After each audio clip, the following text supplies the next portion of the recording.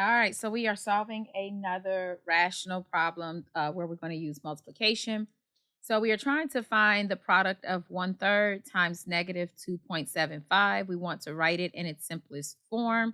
Remember, the first thing that we want to look at is what type of decimals do we have. So we know that 1/3 is a repeating decimal. By now, you should know that thirds are repeating decimals, which means that it's going to be best for us to convert back to fraction form. So we have 2.75. So the only thing that I'm going to look at right now is how can I convert my fractional amount into a fraction, right? So if I'm looking at that, I see 75, and what place value did we go up to is hundreds, right? So that's 75 hundredths. And I know that I can divide both the numerator and denominator by 25. And by doing so, 75 divided by 25 gives me 3, and 100 divided by 25 gives me 4. So my fractional amount is going to be 3/4.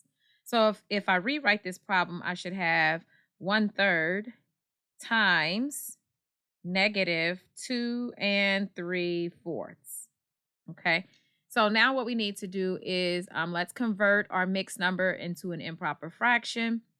When we do that, we end up, remember Texas, so we're going to multiply 4 times 2. So I'll put my little symbols in here, T and X. All right, so we have 4 times 2. That will give me 8. 8 plus 3 more will give me 11. So my numerator is going to be 11. And my denominator is going to stay the same. So that's a 4. And remember, it was negative. So we're going to make sure we keep that there.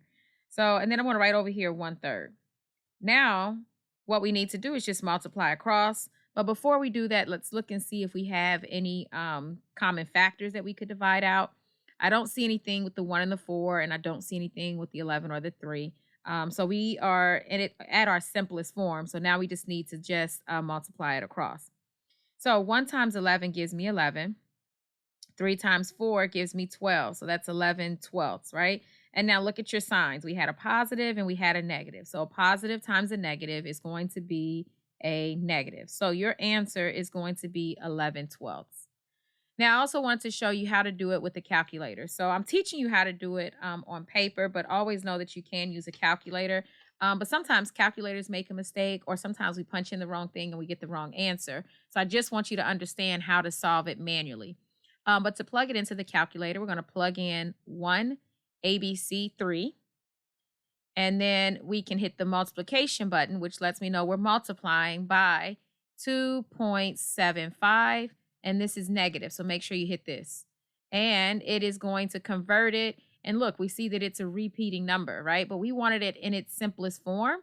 So to go back to to fractions, all you need to do is hit the second and the FD button.